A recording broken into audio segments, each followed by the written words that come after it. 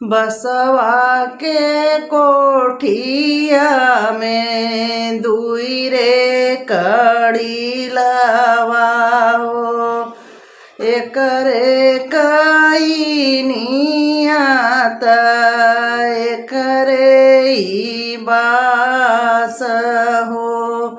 बसवा के कोठिया में दुई रे कड़ी लवाओ, एकरे काई न एक बास हो। माई के कोखिया में दुई रे लालनावा, एकरे बहिन एक भाई रे। माई कहेली बेटी नियरा बियह हो, बाबा कहेले न 10 कोस हो। भैया कहेले न बहिनी काशी बियाह हो। नीति उठी करुआ स्नान हो, भैया कहेले न बहिनी काशी बियाह हो।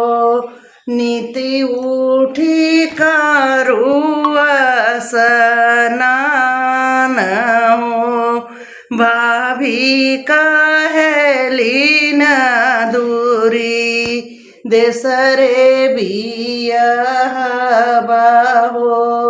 कबहू नयावा मोरे देश हो, भाभी कहेली न दूरी दूरी रे बियाह हो।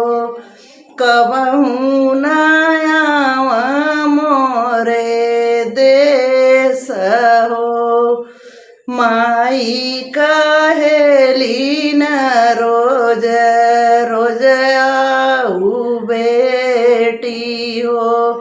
बाबा कहेले न छठ मास रे, भैया कहेले बहिनी काम परोजन हो। भाभी कहेली न कवन काम रे, माई के रोले हो भिजेला अंगनावा हो। बाबा के रोले भीजे दुआर रे ललन जी, भैया के रोले हो भिजेला चरवा हो।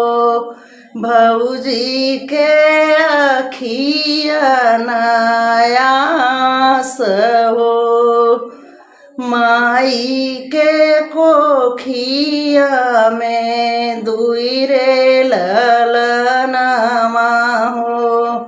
एकरे बहिन एक भाई हो, बसवा के कोठिया में दुई रे कड़ी लवा हो।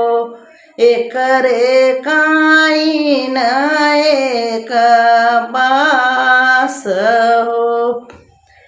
अपने YouTube चैनल में तहे दिल से सभी को धन्यवाद करती हूँ। वीडियो अच्छा लगे तो ज़्यादा से ज़्यादा लाइक शेयर कमेंट जरूर करिए। नए हो हमारे चैनल में तो सब्सक्राइब जरूर करें। आप लोग से उम्मीद करती हूँ कि ज़्यादा से ज़्यादा सपोर्ट बनाएं। सभी को राधे राधे।